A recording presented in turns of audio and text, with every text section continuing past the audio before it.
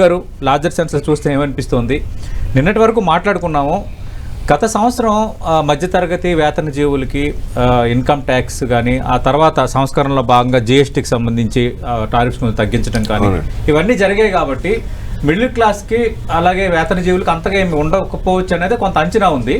కానీ మిగతా రంగాలకు మాత్రం కొంత ఎక్కువగా కేటాయింపులు ఉంటాయి, కొంత చేయూతనిస్తారన్న చర్చ అయితే జరిగింది. బట్ లార్జర్ సెన్స్ చూస్తున్నప్పుడు మీకేమనిపిస్తుంది sir budget? So not a magic in budget అంటే ఎక్స్పెక్ట్ చేసింది ఉంది. ఎందుకంటే ఒక 7 days బ్యాక్ రిటైల్ వాళ్ళు ఆపద్దు కంటిన్యూ చేయండి అని ఆమె బయటకు వచ్చి మాట్లాడింది.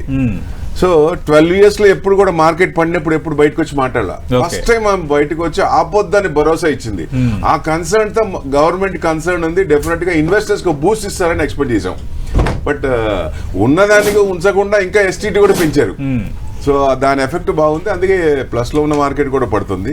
సో అంటే ఒక రకంగా చూస్తే ట్రేడింగ్ కి ఆప్షన్స్ ఫ్యూచర్స్ వాటికి కొంచెం ఇబ్బంది కాబట్టి ఒక రకంగా మంచిదే. వాటికి చేస్తే ఇన్వెస్టింగ్ టర్న్ అవుతారు, అది మంచిదే అండి ఒక రకంగా చూస్తే. కానీ ఇన్స్టెంట్ గా కొంచెం ట్రేడ్ చేసే వాళ్ళు కొంతమంది ఉంటారు, నేను రిస్క్ తీసుకుంటాను, నేను కొంచెం మంది అగ్రెసివ్ గా ఉంటారు. అగ్రెసివ్ గా ఉన్న వాళ్ళకి ఆ ఛాన్స్ ఇవ్వాలి కదా. సో వాళ్ళందరూ కొంచెం ఎఫెక్ట్ పడుతుంది. సో దాని ఎఫెక్ట్ కాబట్టి డెఫినెట్ గా పెద్ద ఎక్స్పెక్ట్ చేసిన రేంజ్ లో లేదు కాబట్టి నాట్ ఎ గుడ్ బడ్జెట్ అనుకోవచ్చు. అంటే మిగతా వాటికి ఇచ్చారు, కొన్ని వాటికి ఇచ్చారు మీరు అన్నట్టు.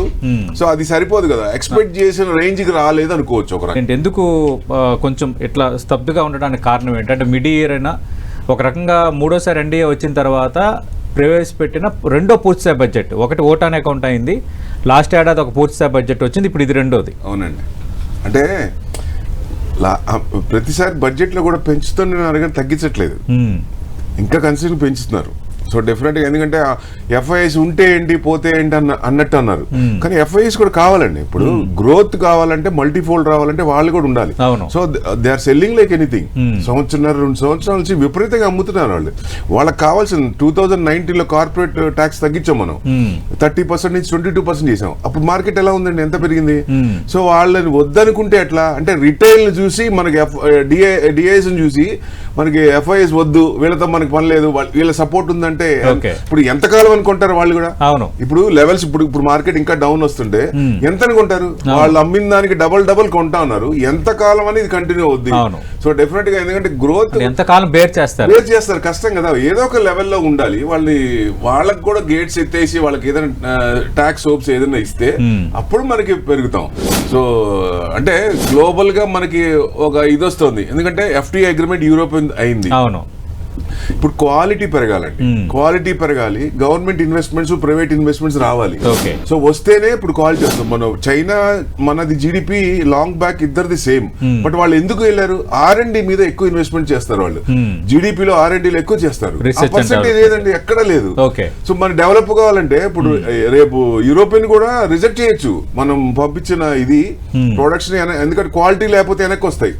సో దాన్ని రావాలంటే ఈసారి బాగా ఎక్స్పెక్ట్ చేసాం, మంచిగా ఇస్తారు అనుకున్నాం, కానీ మరి ఇంత కొంచెం నిరాశపరుస్తారే అనుకోలేదు. ఓకే ప్రభు గారు, ఇక్కడ అంటే వేతన జీవులు ఏమైనా ఎక్స్పెక్ట్ చేశారు కొందరు, ఎందుకంటే లాస్ట్ టైమే చాలా బిగ్ త్రూ 7 లక్షల నుంచి 12 లక్షలకి సెక్షన్ 87A పరిధిని పెంచారు.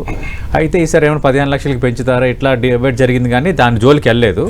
బట్ స్టాండర్డ్ డిడక్షన్ మాత్రం 75,000 నుంచి 1 లక్షకి పెంచారు. ఏంటి దీనివల్ల అడ్వాంటేజ్ ఏంటి? పెద్ద డిఫరెన్స్ ఏం రాదు కదండి. 1 lakh అంటే ఇవాళ ఇప్పుడు మినిమం 20 lakhs ఉంటేనే 20 lakhs వరకు ఇవ్వాలని ఎక్స్పెక్టేషన్ ఎప్పటి నుంచో ఉంది. అది కూడా లాంగ్ బ్యాక్ ఎప్పటి నుంచో చేస్తే లాస్ట్ టైం చేశారు. అంటే ఈసారి ఇస్తారు 15 లక్షలు అని డిమాండ్ ఉంది, కానీ పర్సంటేజ్ తక్కువ ఉంది, ఇవ్వకపోవచ్చు అనేది ఎక్కువ పర్సంటేజ్ ఉంది అనుకున్నారు. ఇమీడియట్ గా ఇవ్వకపోవచ్చు అనేది దాని ఆ డిఫరెన్స్ బాగా తెలుస్తుందండి. ఎందుకంటే లాంగ్ రన్ లో ఎందుకంటే ఇన్వెస్ట్మెంట్స్ ఏం పెరగాలన్నా కొంచెం రావాలన్నా ఇది బూస్ట్ ఇవ్వాలా. ఆ బూస్ట్ ఇవ్వకపోతే కొంచెం ఇబ్బందిగానే ఉంది. సో డెఫినెట్ గా ఇది కొంచెం యూటర్న్ తీసుకుంటుంది. మార్కెట్ ఇంకా డౌన్ లెవెల్స్ ఇంకా రావచ్చని అనిపిస్తుంది.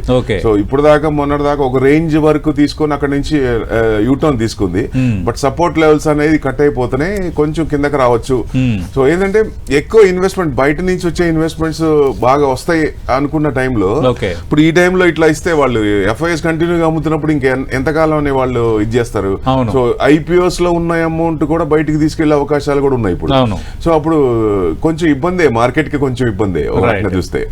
అంటే ఈ సంవత్సరం మరి ఎట్లా ఉండబోతుంది మార్కెట్ కొంత ఈ నిర్ణయాల కారణంగా? సో ట్రంప్ డాన్స్లు ఇంకా ఉన్నాయి, వాటి మీద సర్టనిటీ రాలేదు, అన్సర్టనిటీ ఇంకా ఉంది. ఆయన ఇంకా అటాక్స్ కానీ ఇప్పుడు ఇరాన్ మీద అంటున్నారు, ట్రిగర్ పాయింట్ అంటున్నారు ఆయన. సో అది కంటిన్యూ అవుతుంది. సో ఇప్పుడు మెటల్స్ లో కొంచెం ప్రాఫిట్ బుకింగ్ వచ్చింది. ఎందుకు అంటే కాపర్ మీద 20% ట్యాక్స్ పెంచారు, దాని అనుగుణంగా గోల్డ్ అండ్ సిల్వర్ కూడా పెంచుతారనే భయంతో అది కూడా ఒక పాయింట్ అయింది.